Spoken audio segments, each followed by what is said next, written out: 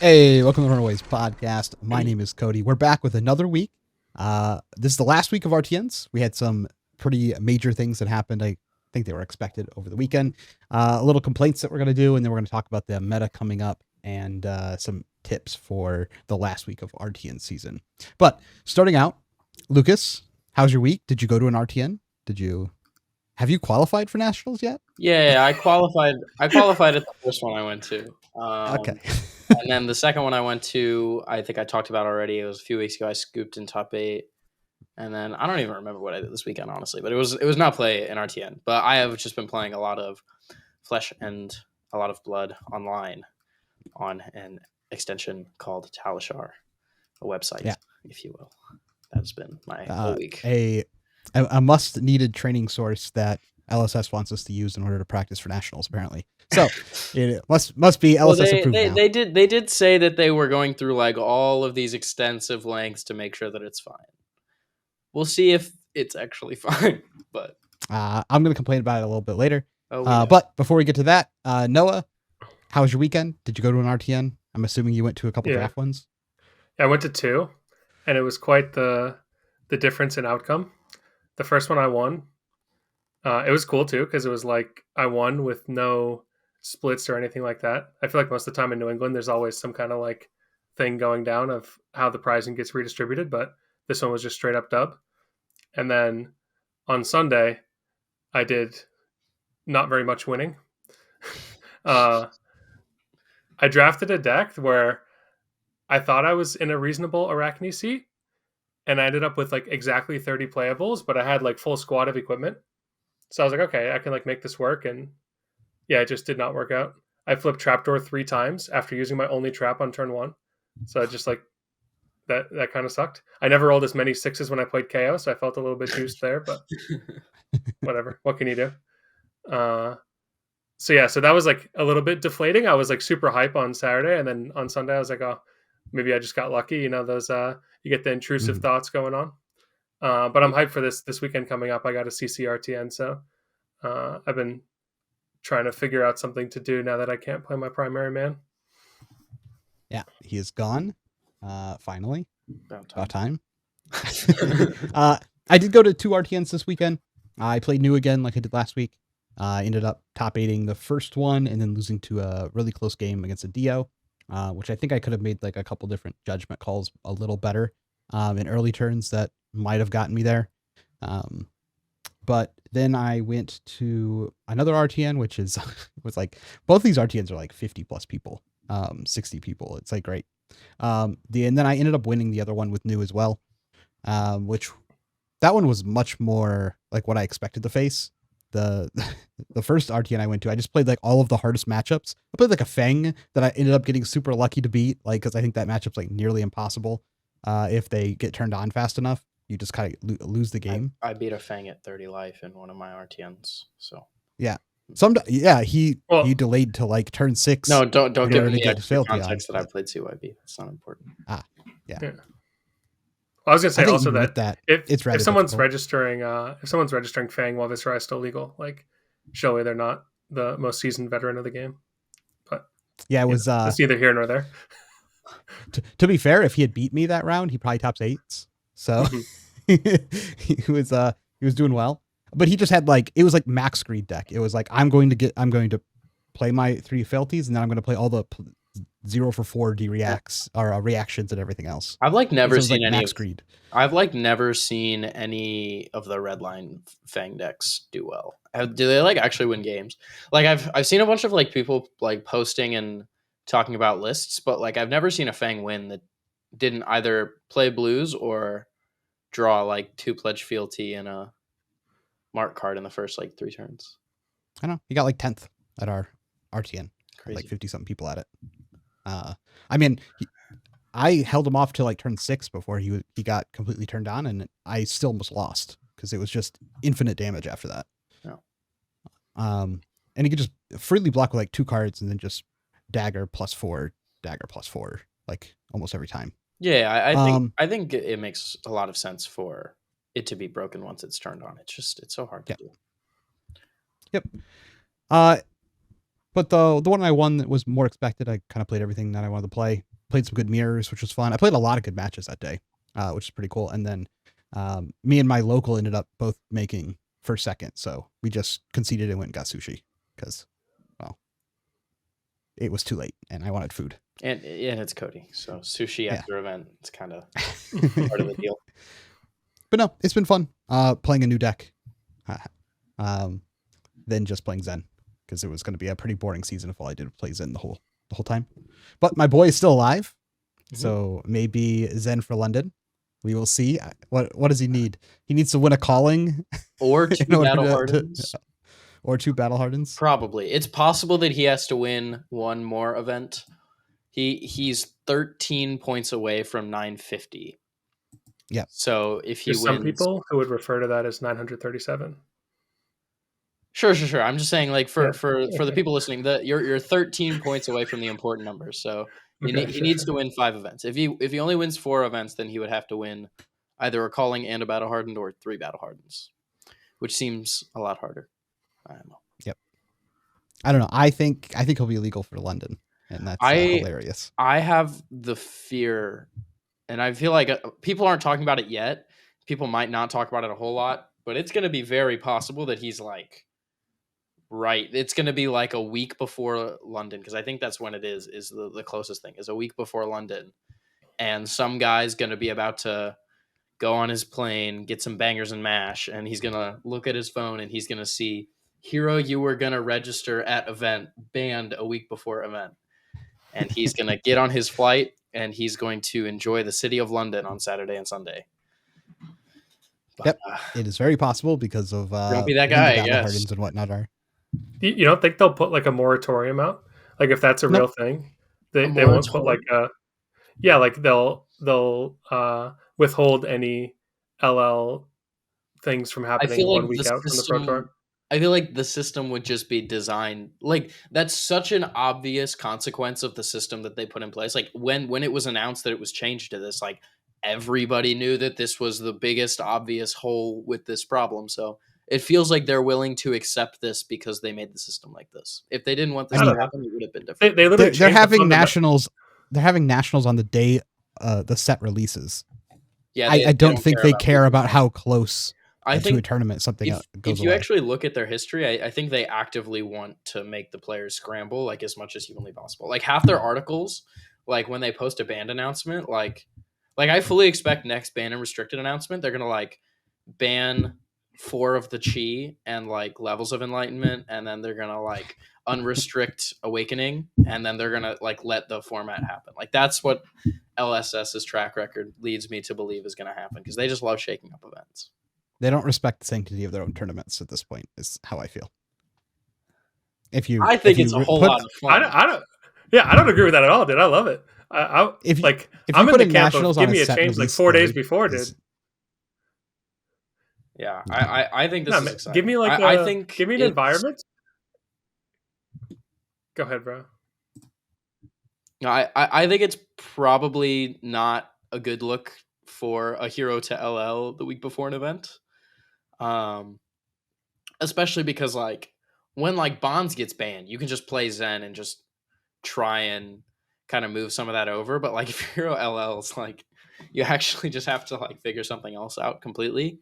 And I think while myself and some other competitors like Noah would agree that it is intriguing to have these, kind of late game changes, in terms of like practicality and like wanting to maintain competitive integrity and kind of not consistently screw over some of your players, it's pretty unreasonable to, I think, change the format a week before, even if it's like, up to the community to do it, I guess. It's just, it feels very like people have to buy flights for this, kind of deal, but I'm not sure. Right. I always kind of get stressed when people start talking about that, like people have to buy flights or, people have to go catch a flights argument, because that's kind of outside of the tournament, but it does feel weird, like not knowing the format of a tournament basically a week before. Like that's so sus. Like we know that Zen's probably not amazing, but imagine if Zen was like full on like one of the best decks. Like if it was, I mean, he still might be, right? But like imagine if Zen is actually like legitimately one of the best choices. Like your tournament is not going to be the highest level of play because people are not going to test Zen as much. And you could argue that's on them, but I don't know. It just feels like the way that the system is set up heavily disincentivizes anybody from playing Zen. So just nobody's going to play it. Or people who do play it and go against what the system incentivizes and get lucky and it's still legal, then you can, you have a leg up on everybody else, I guess, because you've been testing. But I don't know. It just feels like there's extra variance almost, but it's like in preparation, which is where variance should not exist. Yeah, go ahead. Okay, my turn now. I had something to say earlier, but the thing I'm going to say now is more interesting. Imagine it's the finals of the calling the week before, or whatever event the week before is, and you are Zen in the finals. Do you think it's ethical to concede to be able to play him at London? I think the rules would get changed really quickly if that happened. Would be my guess. What if it's on stream and he's not allowed to concede and he just starts flinging cards about?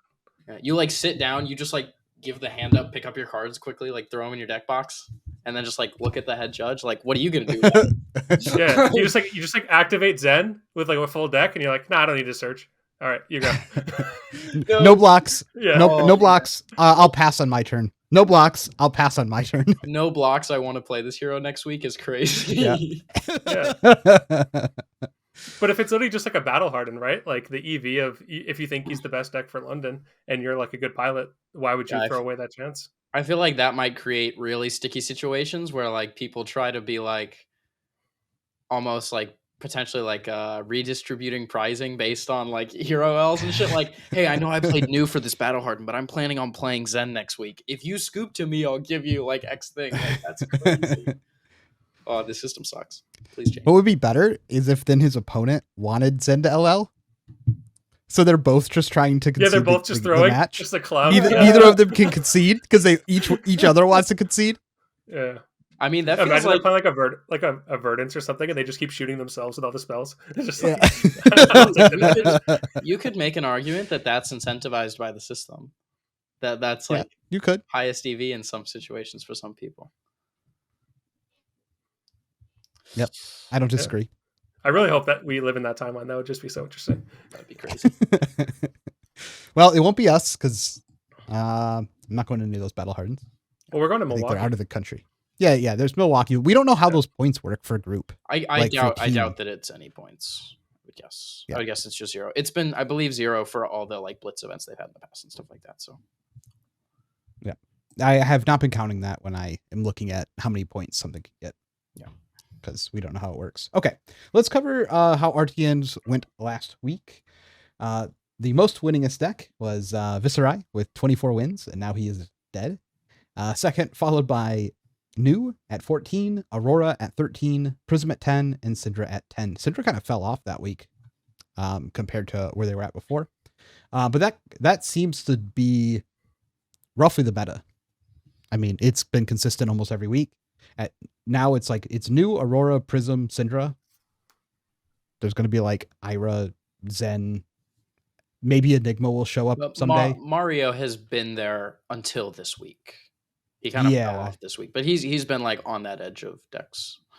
He has been there, and then every time I talk to anyone about it, everyone's just I think this deck's bad. Yeah, it's he's just been going downhill stocks on Mario. It's every time a new hero comes out, we go through the path of this hero's fun, this hero's super sweet, it's fun, everybody's playing it, and they're oh, this is powerful, and then we either go okay, this is Zen, this is new, this is super broken, or we go Riptide, oh, this was powerful and it was bad. And it feels like Mario is closer to Riptide than he perhaps is to Zen. But I could be convinced that the deck is actually good, but it'll have to be proven out because currently I think the deck is pretty meh. Yeah, it's been very unimpressive so far for me as well. I mean, it has turns that are completely busted, absolutely ridiculously busted turns. And then the next turn you block with one card and they go, I passed my turn. And yeah. Well, it also feels like there's counterplay to basically everything. There's really easy, very meaningful counterplay to every kind of turn they can have. Yes. Anything they can possibly do, you can be I'm going to take 2 3 blocks, a 4 block D-react, and 1 of this card. And I'm going to end whatever your turn is. And that's kind of suspicious, I think, to sub that. But, hey. Noah, what do you think of the I have the no meta? thoughts, man. I just think like with Mario, or no thoughts about Mario specifically. I just think these kind of decks are annoying to exist in a game.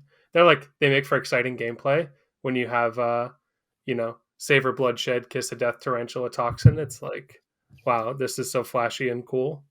But yeah, the swinginess of that hero is not as appealing. I think that I feel like the general sentiment is that people are dooming on Enigma and thinking that she's like not good, but I've just always stated that illusionist people find a way. So I think Enigma is probably like a sleeper for the upcoming like next week RTN as well as moving forward. What's up, Kai? It's also like Enigma gets a bunch of new support. People think Enigma's not good. Like Illusionist has almost never been in a spot where it's like legal and underrated. I feel like it's always like either overrated or it is just like bad. But like Enigma feels like perfectly reasonable right now and underrated. So I could see a lot of people either taking out their tech for Enigma or just playing a deck that's like maybe not quite sacking Enigma, maybe in some spots sacking Enigma, but like being like I'm unfavored into Enigma, but I don't expect there to be a whole lot of them. And I feel like that's kind of what she could exploit as well. Instead, not just like, people not having tech, but like people being like, I played CYB Jarl because I was sure there would be no Enigma. Yeah. I don't know. I've been trying to build Enigma and play with it. And like, man, it feels so underwhelming lately. And I understand that a lot of ratios are going to have to get shifted around with like the new defensive tools, and Illusionist is pretty sensitive to how the deck is built on how the deck actually functions. And it's a massive game planning type of deck on, how you're actually trying to use your ward. And I've played a lot of Enigma, but like looking down and being like, man, I have to beat Syndra. I have to beat Ira. I have to beat Zen. I have to beat Aurora. And then on the flip side, I have to beat Assassin. And like, these are different decks. Like, and like all the other random slow decks that you want to make sure. Yeah.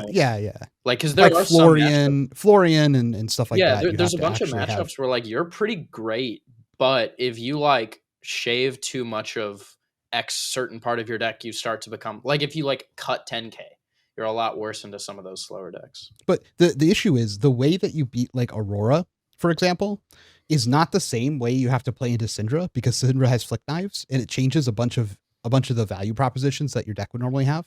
And so you have to run like way more attacks than you would before.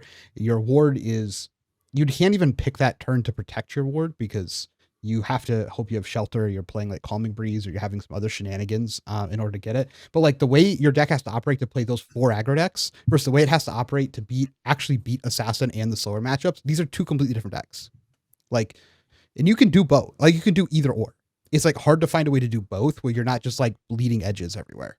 And no one wants to go into a tournament with Enigma. It's like and lose to New. It's so embarrassing to be like playing Enigma and then lose to Assassin. While that matchup has gotten like way better for the new player than it used to be, like that's because the Enigma decks have had to go like this really weird Guardian attack line where they can no longer like turn the corner, build the board, and run over the Assassin players anymore. Yeah, when they just have like a bunch of D-reacts and all the auras, and like this set gives you like at least shelter and flexors. God, you can have more. Flexors is so broken in that deck. Like that card is crazy. Like when you go dagger for 1 and they're like no blocks, you activate the Embrace, or maybe you don't, and they just flex your second dagger and then flex or something else later. It's pretty ridiculous. One cool interaction, by the way, with flexors from the Assassin POV is you can like shred it, which means they can't use it wide because it loses the defense for the whole turn. Yeah. So yeah, even more like Assassin counterplay is kind of cool. But everything you just said, and then also trying to beat like Syndra is like these are 2 different worlds, and I can't seem to find a deck that is able to do both. Yeah, reasonably. Yeah, that's fair. I think from the fundamental card pool understanding of like what you want to do to attack this meta is you want to be able to block with any number of cards in your hand, because people will be presenting on hits of various forms. Like every deck just has some sort of on hits that you have to be able to cover up. And I think Enigma can like most flexibly use her hand to be defensive, just with the ability to cover up breakpoints and stuff. Okay. I will say, Phantasmaclasm has never been as good as it is right now, though. Yeah, true. Yeah. That card is absolute gas. Into We're in a Weenie Hut Junior meta, dude. Everybody's got tiny attacks. Yeah. Dude, wait, is it but- Victor time? Is that what it is? 9 Clash. I think it's Clash cards time. What if it's time for the 9 Clash of Vigor deck? Do you guys remember that with the sledge? You played like the 12. Yeah. Oh, it's time.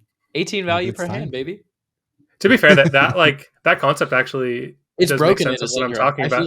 I feel like you just absolutely shit on Cinder with that deck. Yeah, like that fits with what I'm saying too, right? Where you want to be able to block with any number of cards from your hand, and that deck can do that.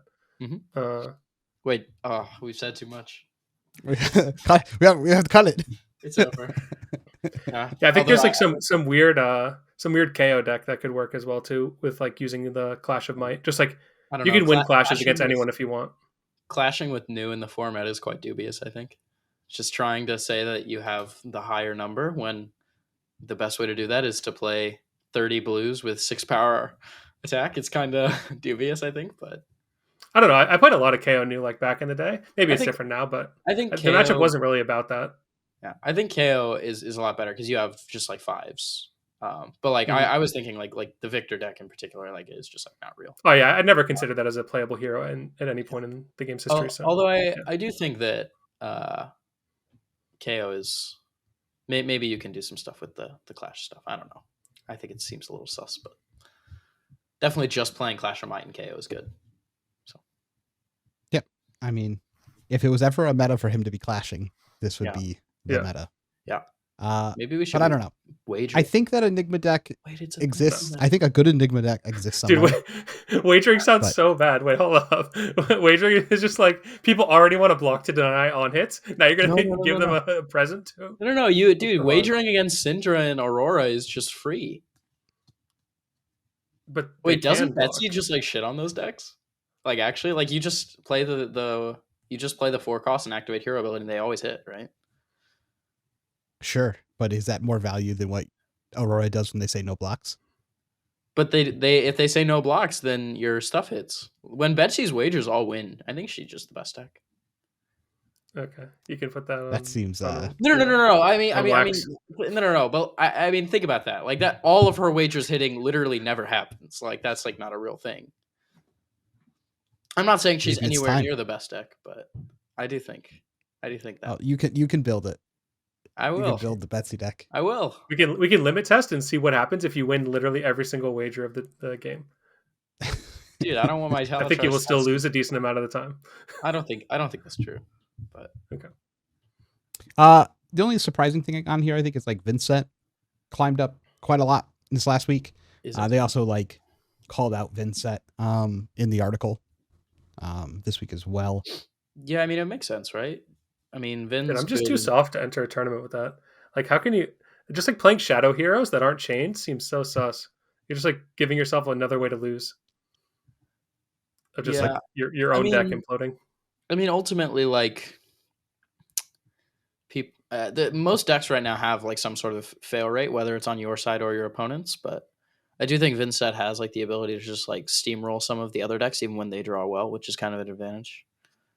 Like you have the upside. Disagree. But its Syndra matchup and its Aurora matchup are good. And apparently the Marionette matchup is like 90% from the Vincent POV. I believe that. I believe that as well. I also think that there should be a way to build Vincent that is good into new. I just don't believe it. I've played it a lot from both sides, and I've won and lost from both sides quite a bit. And like some games, it really does feel like the Vincent is just like inevitable because like the new is just giving them cards every time they banish anything. But obviously on the flip side, some games it feels like the new is inevitable because they banish 7 blood deck cards and you just die in 4 turns. Yep. I think there should be a way to balance that from the Vincent side, at least somewhat, but I don't know. Every time I think you can do something with that hero, it ends up that you just like you're trying to do too much, so you can't do it consistently. Every time I look at that hero being played, it's just their opponent's not blocking, and then they win. Yeah. And I go, why are you not blocking? Or go. Or it's just like the same list where it's like a bunch of cards that all do different things, and this person won this tournament because they drew a go again plus a revel plus a thing, and great. But like, I don't know. I think the win rate is so low for how powerful the deck is that I don't think can reasonably register it. But who knows? Maybe people will, and people have been. Mm-hmm. I do think the deck is good and well positioned. It's just, I don't know. Maybe there is a perfect build out there and perfect play that makes it way more consistent than we are aware of. It's just not. Like, the ways you create consistency in card games just like don't work with the hero. Like, you just can't like do any of the consistent stuff. Because you break like what makes FAB, where you're allowed to have on your off turn just like block with your hand and try again. But you just like can't really effectively do that in Vincent. Well, and the other problem is like every simple thing she does powerfully is super exploitable. Like, you can't build a deck that's just, I'm going to Rune Gate 2 every turn because everybody fatigues you. Right? Like you can build a deck that just like Rune Gates every turn. Like, your whole deck is just good value cards that like you're playing like yellow dirges and stuff, and you can have a pretty good deck that's just like all wounded blows and better with really good, like some of the best defensive cards in the game. But like every deck just fatigues you. Like any deck that with like blues and 3 blocks and a weapon fatigues you.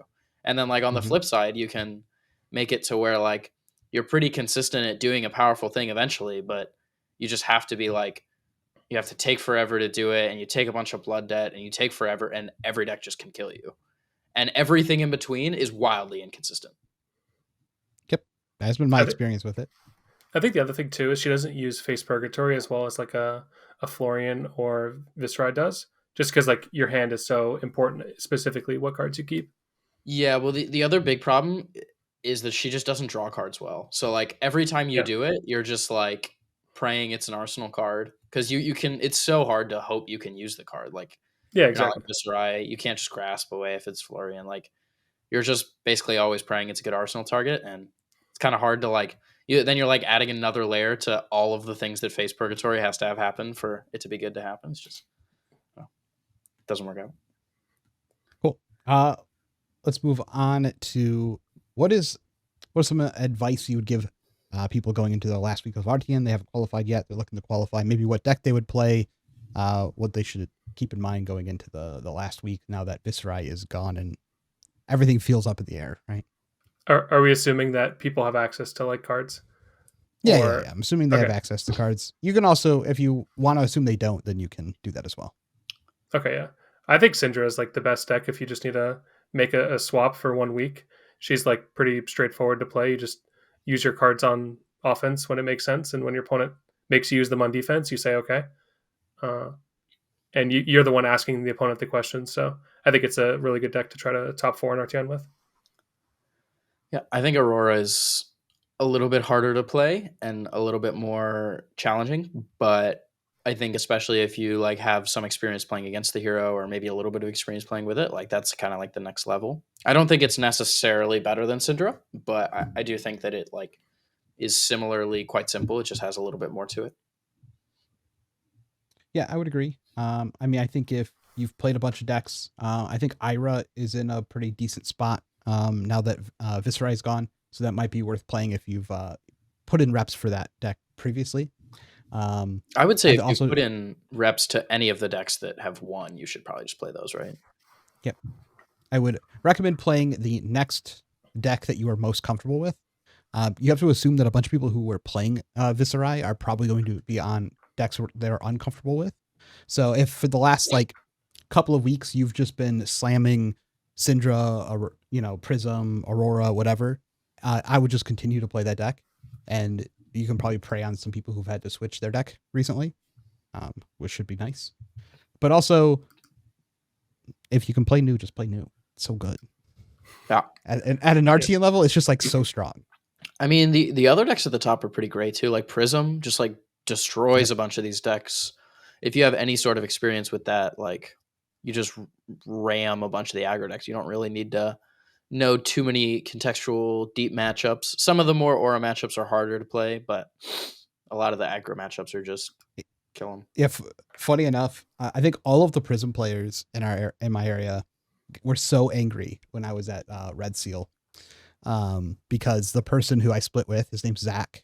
He is top to calling on Kano. Normally he only plays Kano, but he's already qualified before, and he played Jarl the day before, and he's like, I don't want to play that again.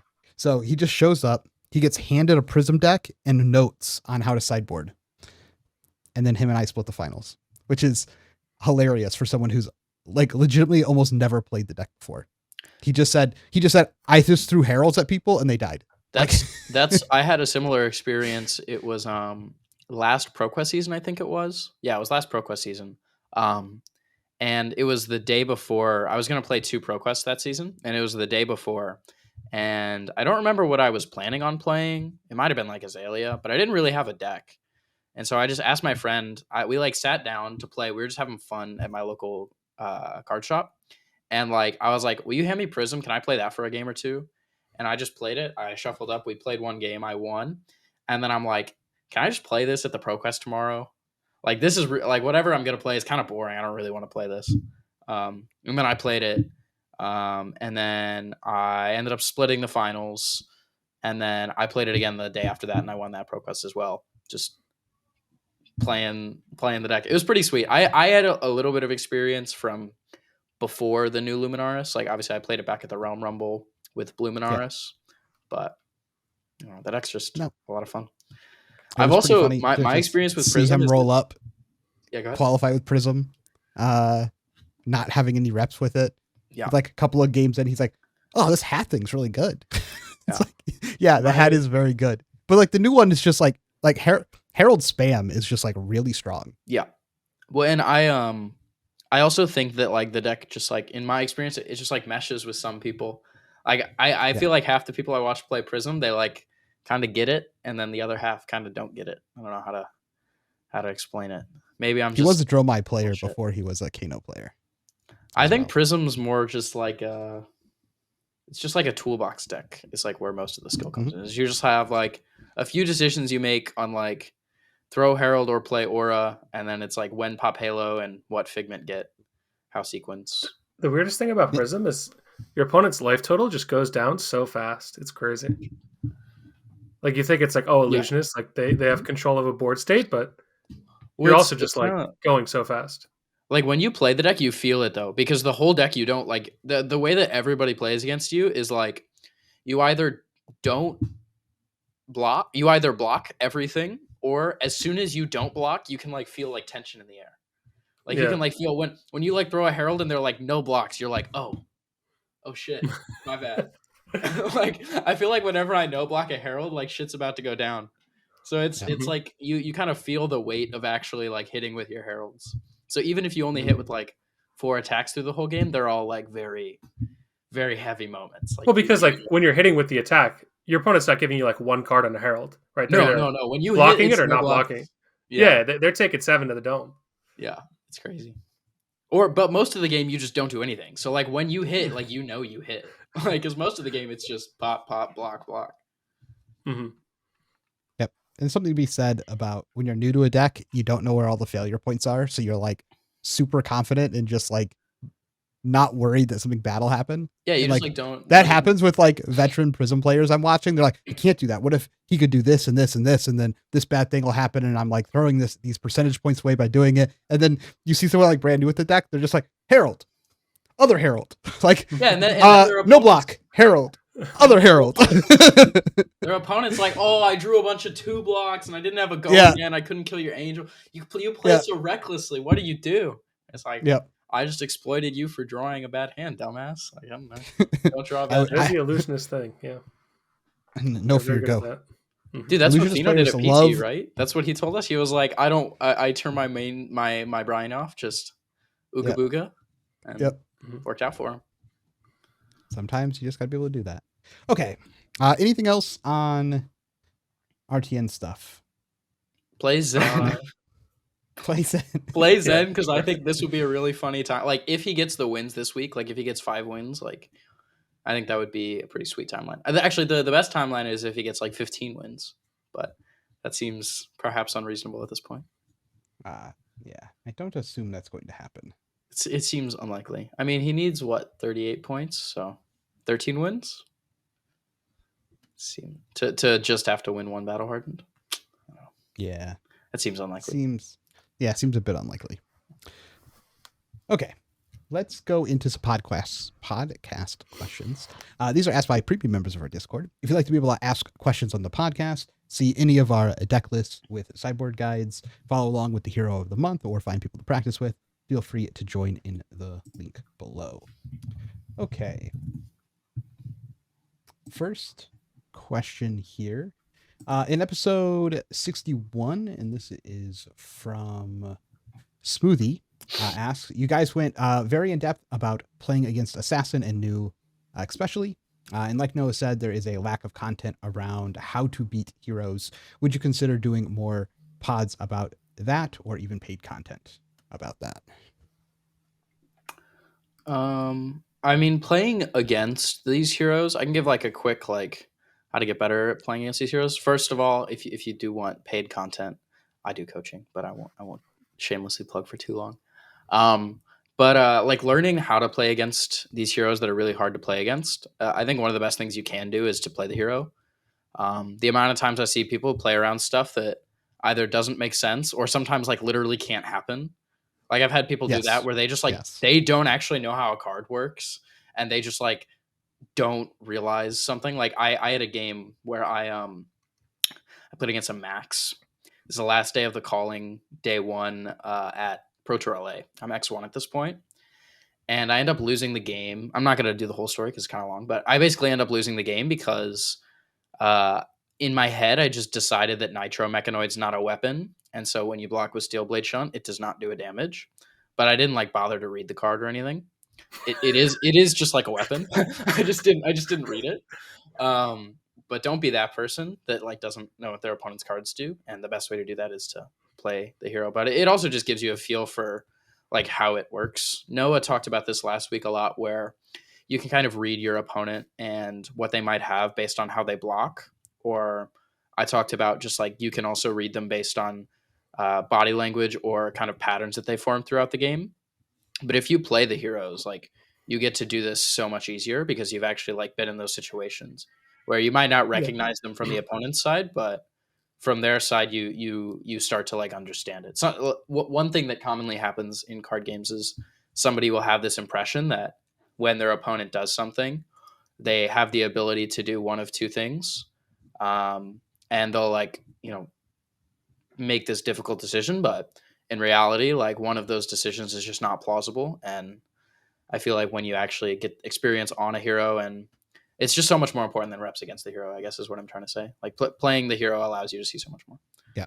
I mean, that has fixed a lot of my things with New when I had questions on what this do. Now, after playing a bunch of New, it's like pretty easy for me to recognize what they should be doing with the cards and how they block.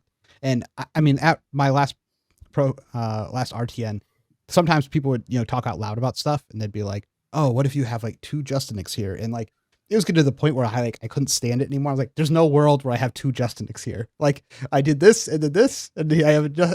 It's like, "Oh, you're right. There's no way you have it's like 2 frustrating Justinics." almost. It's like I was like, "Please don't. Please just like don't even. Let's raid this into the world. I want some better practice. Let me help you out here a little bit." Like, but yeah, I think playing a lot of New now, and you did the same thing when you were watching one of our test games yesterday, and you're like, yeah, he definitely has this card here. And you're like, he definitely has Codex here. And you're like, why? Someone else was like, why would we have Codex here? And my next play was like, I have Codex here. And I was like, yeah, it's very obvious once you've played New a bunch that you just recognize like the play patterns. Yeah, there's just like no reason you would do this thing if it wasn't Codex. Yep. Noah, what did you?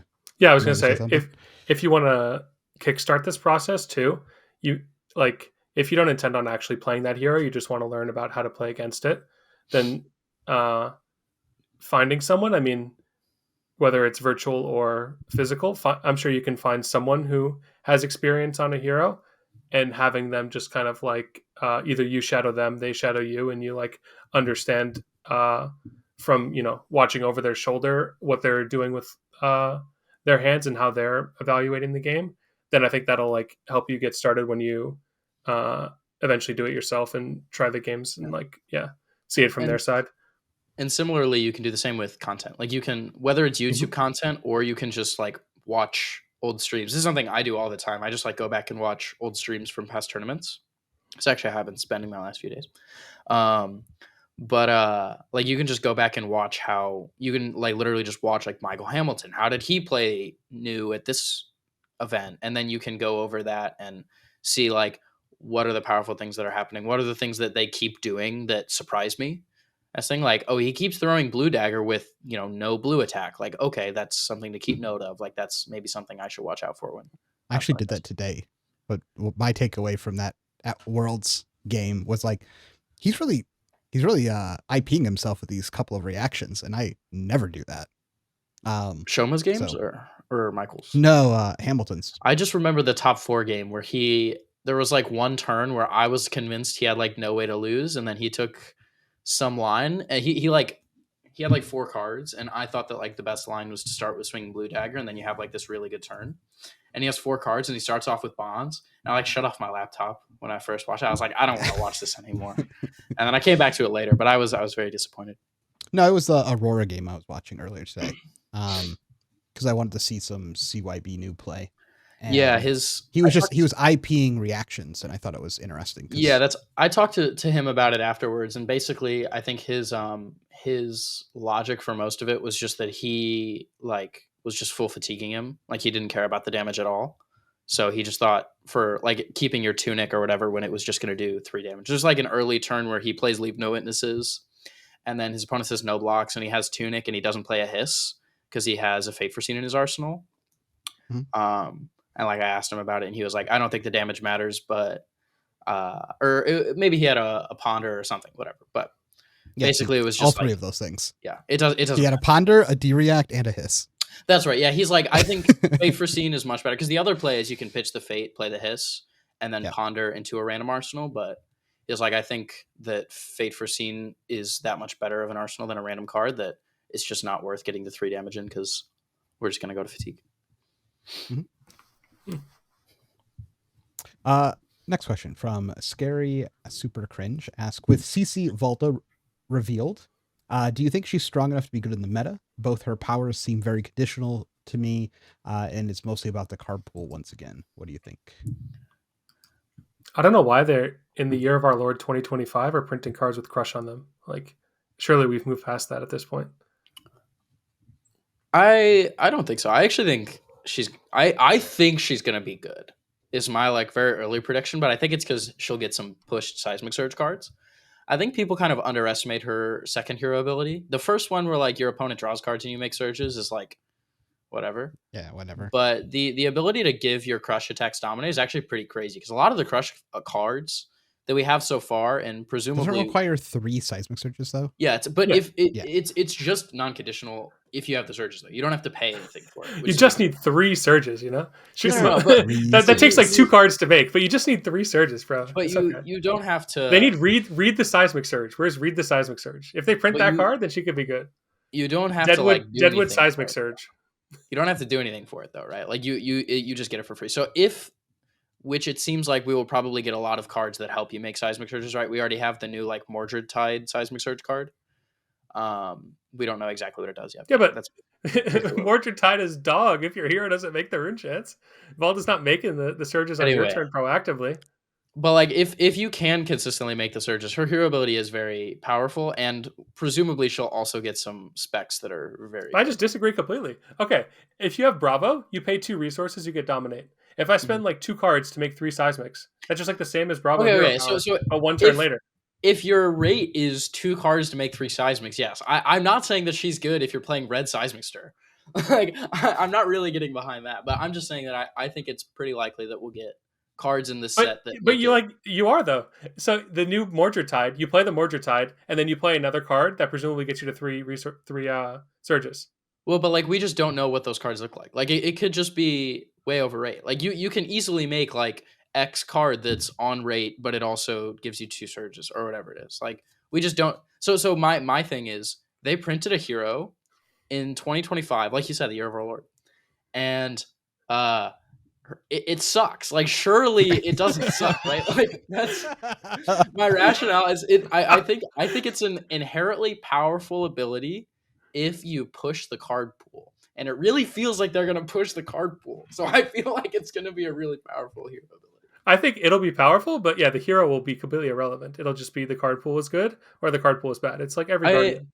I think the closing ability, and in a meta like this, for example, I would Bro, how are you going to go. close the game? They're going to be at like 30 the whole game. No, Like, but you have, especially against heroes like Syndra that might not be able to deal with dominated attacks very well. Like, you're willing to take some sort. I would definitely be willing to take some sort of risk or some sort of value loss in order to be able to hit with stuff like.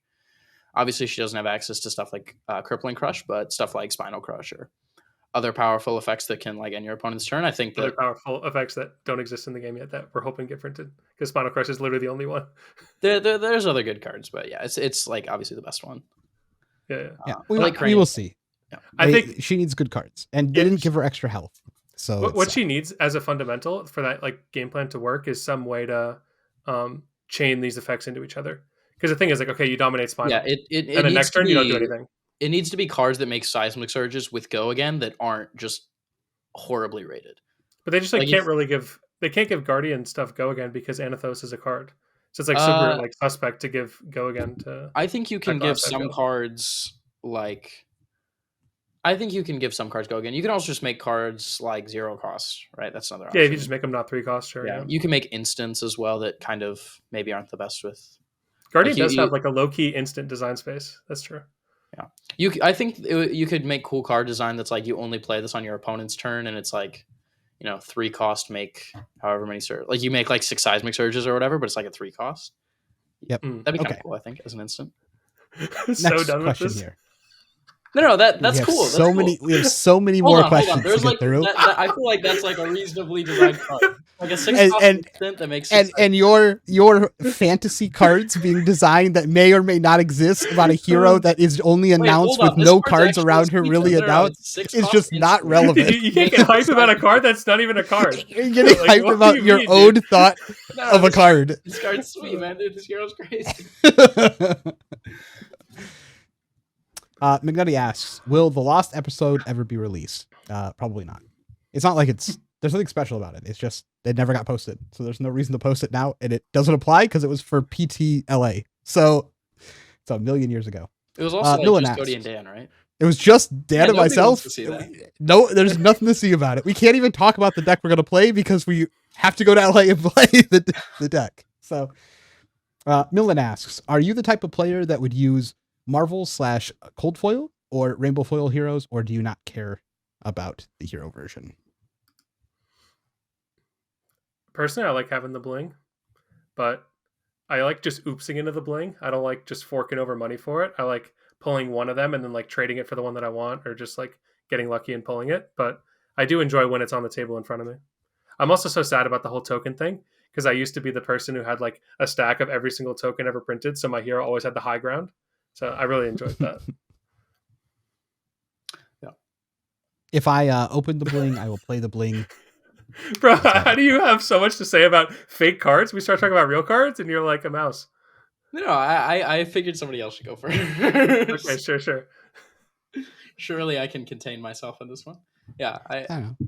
I like playing with the bling stuff. I'm like Noah. Like I'm not gonna like shell out $200 more for a cold foil, but if I pull one, I'll play with it, and if it's I can make like a reasonable uptrade for it, and I'm pretty happy to. And then I also cold foil out my deck. I like all my like equipments. I like to be cold foil if possible, and then anything in my deck that can be cold foil as well. So like Marvel Chi, Marvel Dragons, cold foil Frost Texas, stuff like that I like, but no rainbow foils because curling.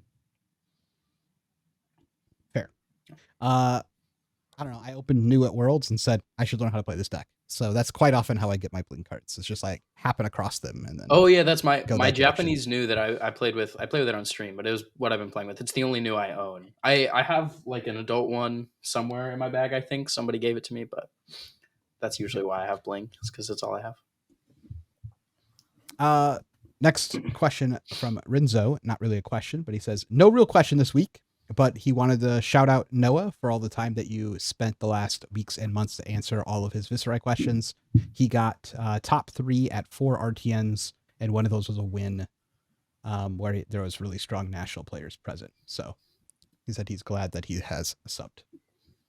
Yeah, I love. No, he said glad to be a squire. That's different. Fair. That's that. I feel like that's fair. more of a community driven. Yeah.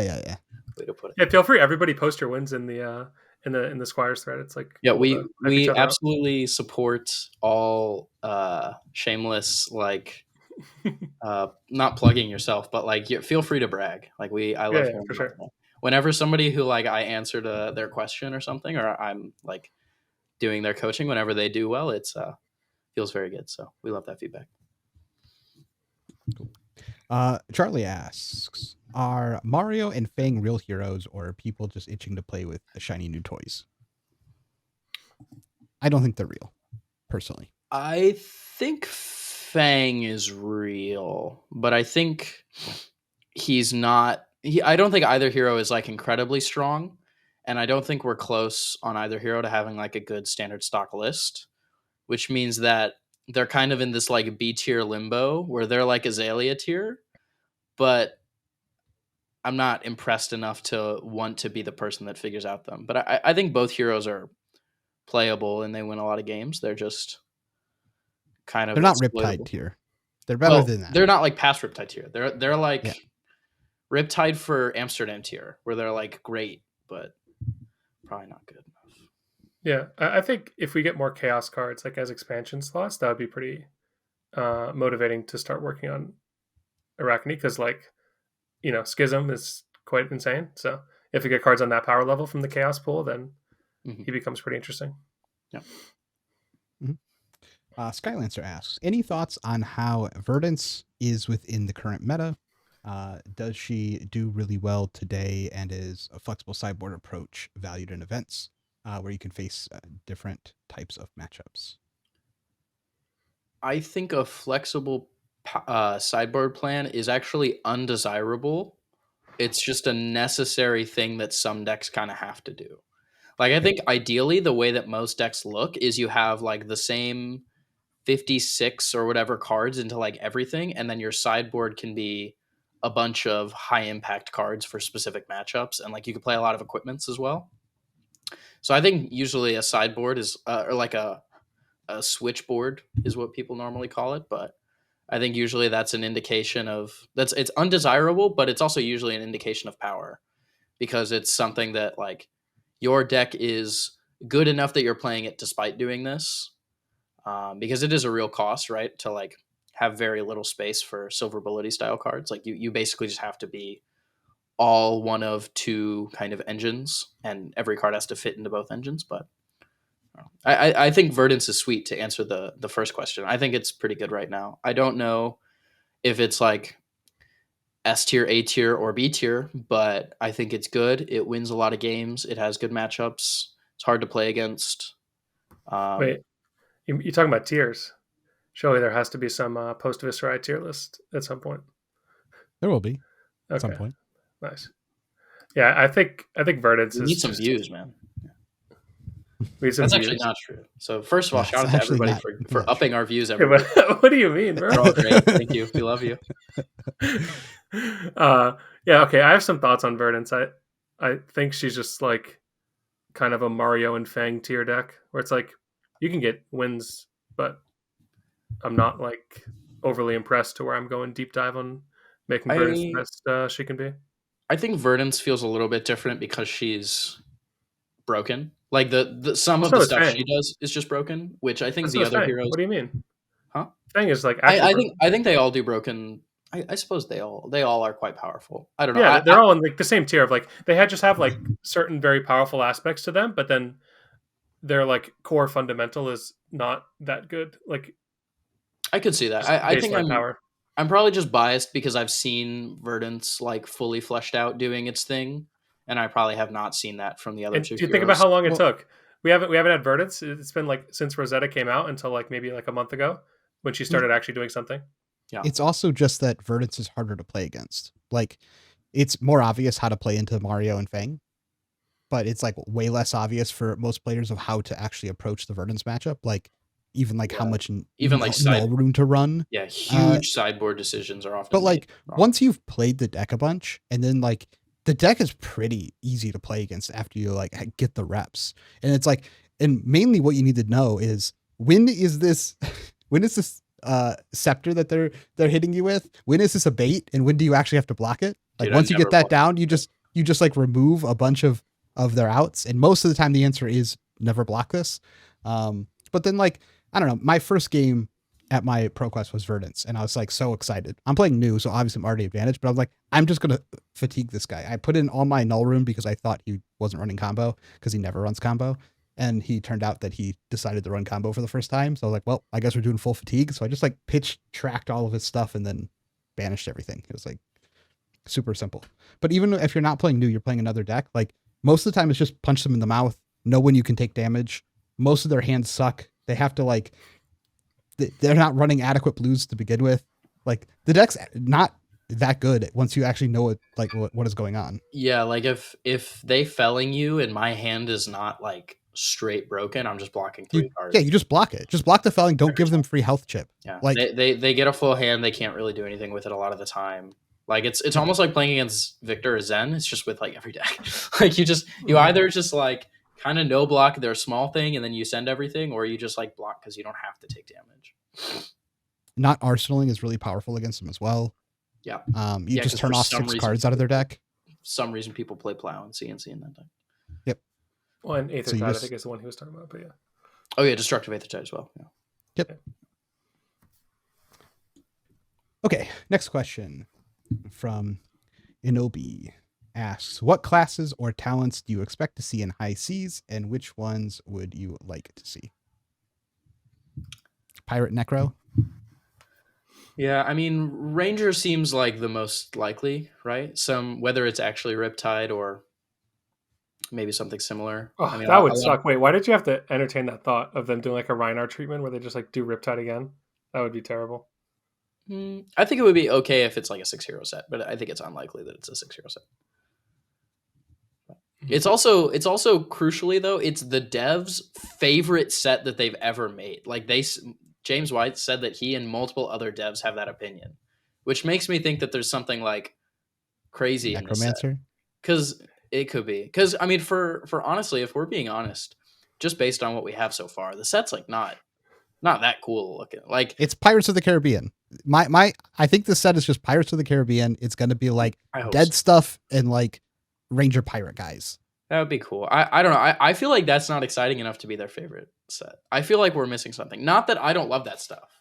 I love pirates and I love that whole theme. It's just do they like playing Dirge? Do they like ooh, like are they Dredge players? So that's why they like Necro. Who knows? Yeah, we need that in this game. We don't have anything yet. All we have is like a Phoenix Flame. We have and no dagger. graveyard real interaction. Yeah, I would love some. Yeah, I could see Necro. I think also Ranger, we talked about that, looks the most likely. What do you think for like the other? Because like what? It's probably like some Guardian, right? Probably, yeah. I guess. It's probably like some swashbuckling Guardian and Brute, I think, were the things tossed about, because Brute is like gross. Yeah, there could be like a mangly old octopus Brute guy. That'd be sweet. Yeah. Got like instead of only having 1 arm, he gets 8 arms, so he gets to have 8 weapons. Sweet. Wait, but we just got sent. All right, dude. 8 weapons is crazy. They all suck. They're like one-use weapons. 8 one-use weapons. It's like Arachne. You like flip into a new weapon every turn. Yeah. Just like roll a 6-sided die, you become a new weapon, and then your other 2 arms got cut off or something. I don't know. I'd be way more excited for the set if it wasn't the day of Nationals that it was being released. Oh my, here we go, dude. 59 minutes in. We save it for later. I think it could be cool too if they follow along with the whole mini game thing that they're doing, where there could be like a quest that you have to complete and you get some like treasure chest token or something that like affects the board state, or loot like gold is a or mechanic. Loot is a mechanic. That's like a thing in their like quick release article. They were like loot with your friends or whatever they said, right? Whatever it is, but like maybe it'll be like a contract card kind of thing where like cards will have loot. Yeah, that's what I think it is. It's like I mean, whenever looting is you in Magic. Looting is a term in Magic. Yeah, it's discard a card, draw a card for those who have Yeah. not played Magic. But I think it could be that, or it could just be anything else. Just like whenever you play this card, you do a thing. I think it could be could easily be drawing and discarding, which IMO would It make probably sense is. with Velda. Well, it makes sense with Brute and it makes sense with Ranger. I feel like because Rangers are kind of card filtery a lot of the time. And then it makes sense with Necromancer, obviously, because you're filling your grave. So I would not be surprised if Loot was. Wait, that sounds OP. All right, I'm super down. I feel like this could loot could just be like kind of Mark, where all the heroes in the set loot. It could be a talent, but just like they all draw discard cards a bunch. You could have like a legendary that loots for some cost. It would be cool too if they print some generic, so that way Acilio can play them and he gets to like double dip or whatever. Yep, I think that kind of stuff would be cool if they gave like widespread access to looting as a mechanic. It's probably really bad for the game, personally. I think it depends on how they do it, right? I mean, I'm not saying it all has to be good. Like they don't need to make shelter, but it's looting. Yeah, they just make like new sync below that's you like discard 2 cards, draw 2 cards. I'm just saying this game's already like highly consistent. To add like another way to make it even more consistent, maybe there's Brute in the set and it's just probably random. Be bad.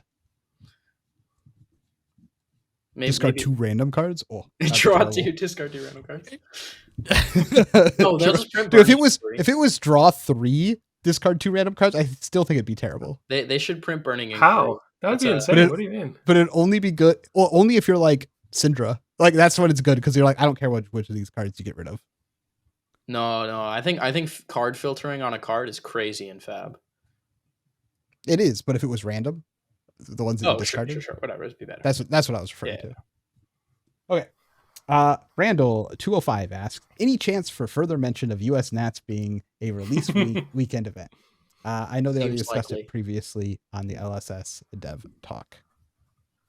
Yeah, look, I have a couple of bones. Let me complain, and then anyone else could talk. You have the floor. I have a couple of bones to pick.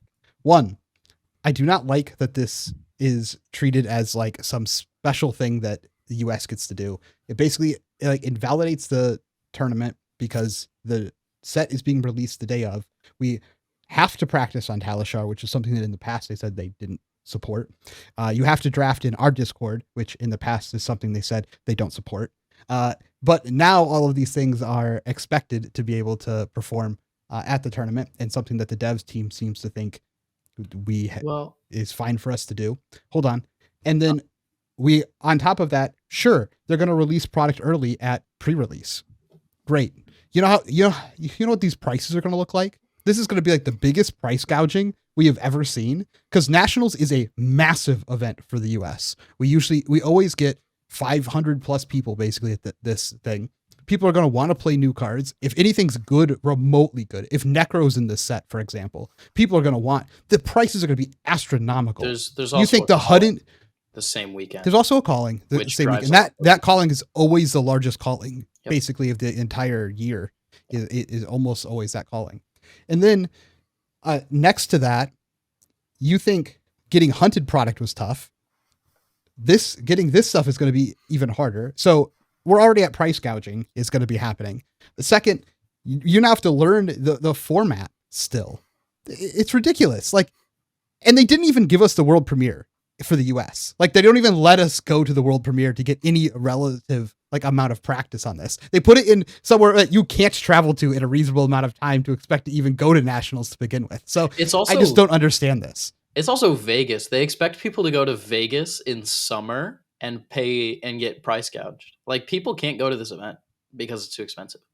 Like, Vegas is very expensive at the time that they have like to fly to and to stay.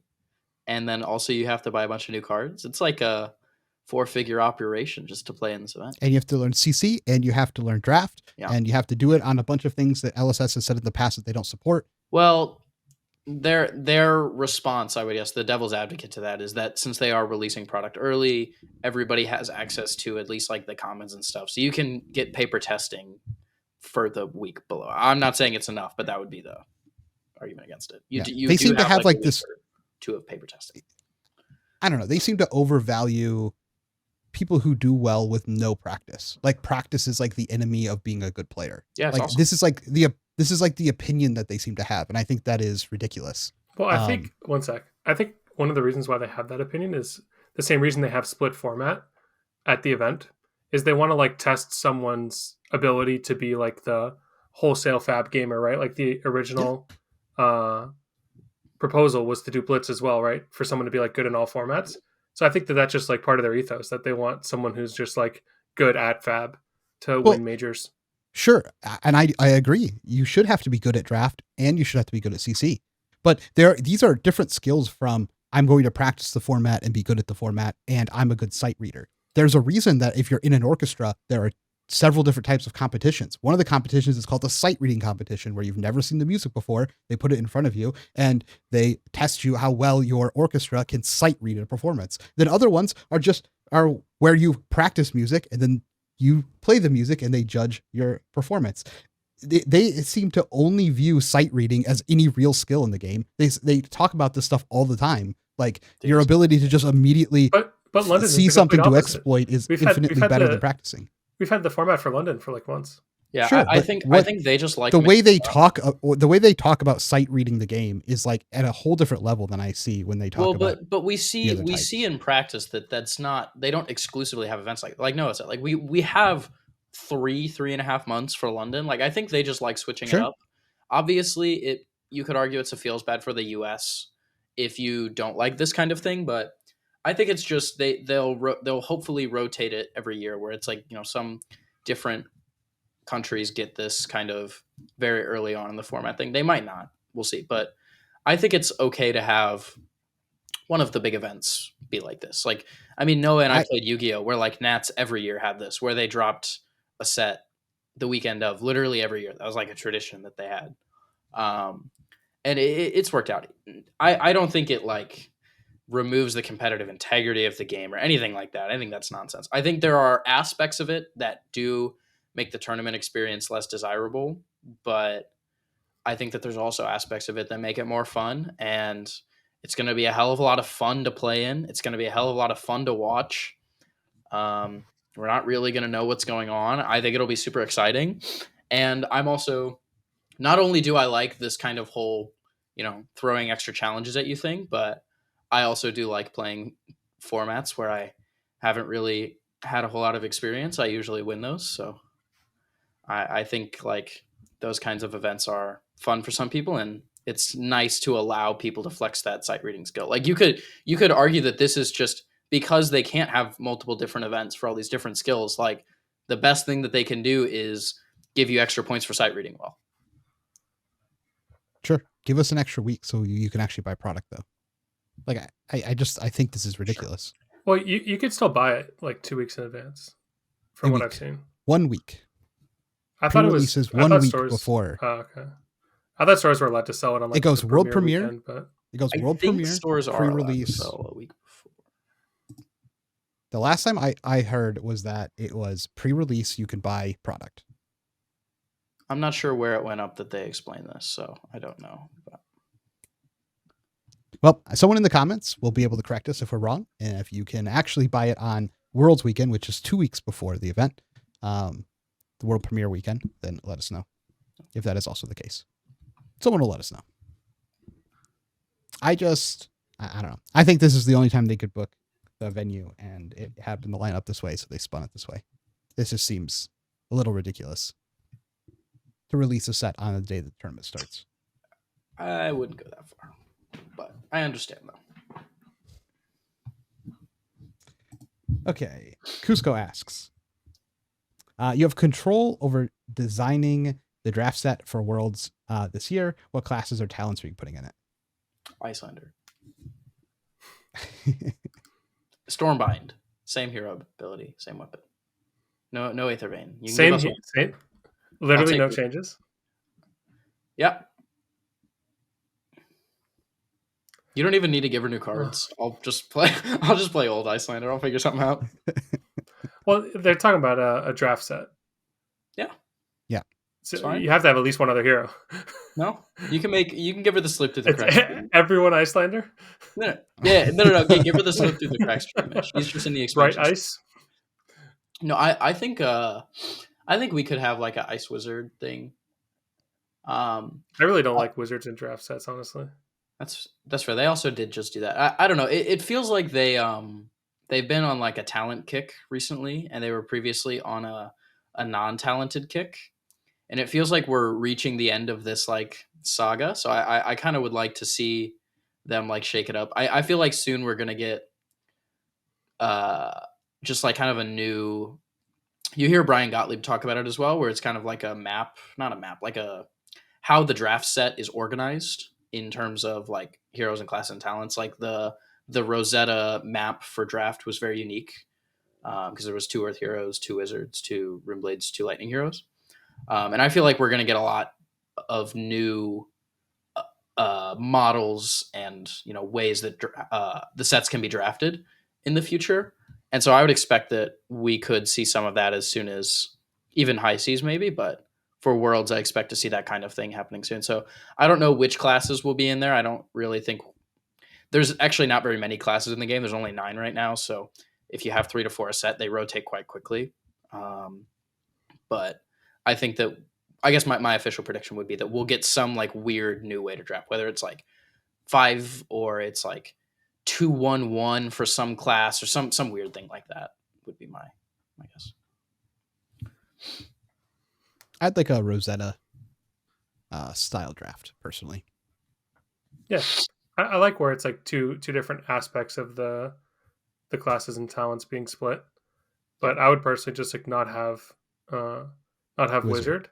I Yep. think the like Runeblade is fine where it's like some amount of arcane and physical, and like you can build your deck to lean into one versus the other. But I just wouldn't have wizard. So I think if I was to do the 2 classes, yeah, I would do probably Runeblade and I don't even know. I guess like Runeblade and Ranger could be interesting, but I would like make it in a way where the Rangers can be built to have a way that doesn't just fatigue them because they can only get so many arrows. I don't Yeah. really have like an elegant solution for this, but No, I just mean some sort of like there's like a million ways to fix this for Ranger, right? Just some Ranger that's not getting hosed by the bow mechanic is like yeah, exactly. Can the bow just deal Attack. 1 damage? Can you just hit with the bow? Like, I don't understand why they can't just make a bow that you can also hit someone with. Yeah, I mean they probably will. I think High Seas will have a Okay. Ranger, and I do not think that we're gonna get another Ranger that just does a thing. Now, maybe they're gonna like double down on it, and they're just gonna say that yeah, Rangers play bows, they play arrows, but I feel like they've seen us reinvent kind of classes before, so I don't see why they can't do it again. Kunai asks, which sleeves do you guys like to use? Yeah, I posted in the thread if y'all are part of the Discord. We talked about this on episode 55 at 30 minutes and 35 seconds in. We have like a whole discussion about this. I think all of us plus Dan were on it. We go kind of in depth, but the long and short of it is basically just use sleeves that ensure you don't get trouble with don't get in trouble with judges, and then you'll be fine. I personally use KMCs. Cody uses katanas, and Lucas uses Dragon Shield arts. From what I recall, I use all sort of dragon shields, yeah, but sometimes I play okay, with sure. Hexes, yeah. Also, I played with katanas at Memphis, and they were pretty sweet for the. I actually For think one I of it, might. yes, they're sweet. I might play. I might try some katanas actually for London. Why not? Yeah. I'm currently using my new art sleeves, and those are the most rigid sleeves I've ever used in my life. They never bend, they never wear out. The corners are sharp, but you can't shuffle them. They're like, the shuffling is horrendous, but they never wear out. I've used them for all the tournaments. They look brand new. They feel brand new. Scabichi asks, with the banned and restricted announcement being next week, what are your predictions or wish list items, if any? It's gonna have to be wish list, right? Because I assume all of our predictions is no change. Yeah, I think we're all predicting no change. They could unban Plunder Run because that card's not very good. I don't know why they would, but they could do it. I think all the cards on the ban list are pretty comfy where they are. Yeah, I don't see a reason to unban any. And I think for hitting cards now, it would just be like some assassin hit if they feel that like new is out of line. Yeah, But I don't think they'll actually do anything. yeah, I think the only other kind of thing they would do would be like a book banning, but like specifically like the Toma Firebrand hit or something, where it's like a not relevant right now, but they don't like it being in the game for some reason. Like we could get the like Stubbies ban where they're like High Seas, we're gonna ban Heat Seeker because High Seas makes Heat Seeker the best card in the game or whatever the hell it is. So what do you think? Actually, let me ask you all about this. So in terms of like powerful interactions we have in the game now that like could potentially be ban worthy in the future, stuff like toxicity with Kiss of Death, or uh, just like the whole concept of almost every majestic and new, I feel like is justifiable to be banned. I think Death Dealer Snapshot is one where it's I mean, likely that they'll Snapshot's not probably even a legal card. no. I'm saying that's one of the, but we're talking about just like powerful interactions that they could hit Yeah, yeah, preemptively. Like if they wanted yeah. to make a Lightning Ranger, I could see them just being like, this interaction is too strong. Well, I think that one's a little bit different because Death Dealer will just LL with Azalea, right? I agree. Yeah. I really don't think there's a I mean, whole I lot. think I mean, the book banning covered all the stuff for the most part that allows for unreasonable offensive output with very little like cost or like draw sequence. Like Blood Rush Bellows is like the obvious exception. So maybe they could hit Blood Rush Bellows, although that seems again pretty unlikely. They would probably just let KO LL, but maybe. I mean, KO is not even really the best Blood Rush deck, but No, I agree. But once KO LLs, unless the new brute breaks Blood Rush without claws, then all the other brutes like don't have the same problem. I mean, So do you, Codex is pretty ridiculous. yeah, Yeah, I I was mean, I waiting think for someone to bring this up. Yeah. there are broken cards. I think Mhm. there are some broken cards like Codex, Miragai, Felling of the Crown. Like there are cards that are just like way too too strong, quote unquote. But do you But I actually don't think they're too strong? Like, do you actually think any of them need to be addressed? no, absolutely not. I don't think there's any because I think all of the broken cards in the game right now they're not books. Like they are. I actually buy LSS's argument of like these cards are broken, but they are broken because of more intricate interactions and because of value, not just because of raw. I'm gonna 30 you like. Codex being broken because it's always a 2-for-1 that gets your best thing back and has a bunch of upside is like really strong, but you're not going to win the game on turn 2 because of Codex. You're What going to about win a the card game forever.